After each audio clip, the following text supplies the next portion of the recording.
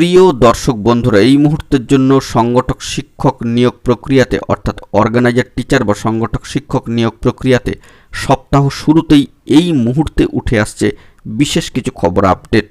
সঙ্গে থাকছে বিশেষ জরুরি আলোচনা এবং নয়া কেস স্ট্যাটাস।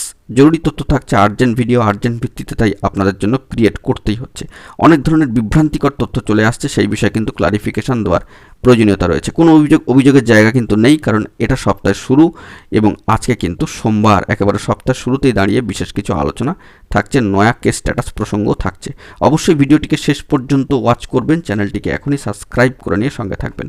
চলুন কথাবার্তা না বাড়িয়ে মূল টপিকে ফোকাস করে সম্পূর্ণ বিষয়টিকে আমরা একটু জেনে নেওয়ার চেষ্টা করি। বন্ধুরা, অত্যন্ত গুরুত্বপূর্ণ ইনফরমেশন। বর্তমান সিচুয়েশনে দাঁড়িয়ে আবারও কিন্তু সর্বোচ্চ ন্যায়ালয় সুপ্রিম কোর্টে একটি মামলা দাখিল এবং সেখান থেকে উঠে এসে যে ডায়েরি নম্বর সহ গুরুত্বপূর্ণ তথ্যাদি দেখতে পাচ্ছেন অন স্ক্রিনে। West Bengal rural and urban primary organizer teachers association versus the state of West Bengal. এখানে পিটিশনারদের তরফ থেকে অ্যাডভোকেট মহাশয় সম্মানীয় রামেশ্বর প্রসাদ গোয়াল মহাশয়ের যে নামটা কিন্তু উল্লেখিত হয়েছে।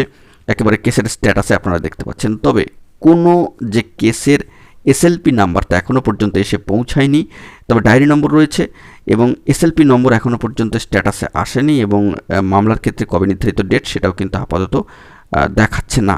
তো যতটুকু স্ট্যাটাস আজকে ডেটে দাঁড়িয়ে সর্বোচ্চ ন্যায়ালয় সুপ্রিম কোর্টের তরফ থেকে উঠে এসেছে, আপনাদের সামনে খোদ অন স্ক্রিনে রেখে আলোচনা করলাম। আমরা কিন্তু তথ্যবহুল নিউজটাকে একেবারে খোদ অন স্ক্রিনে রেখে আলোচনা করি, এখানে কিন্তু কোনো উড়ো খবরের জায়গা নেই।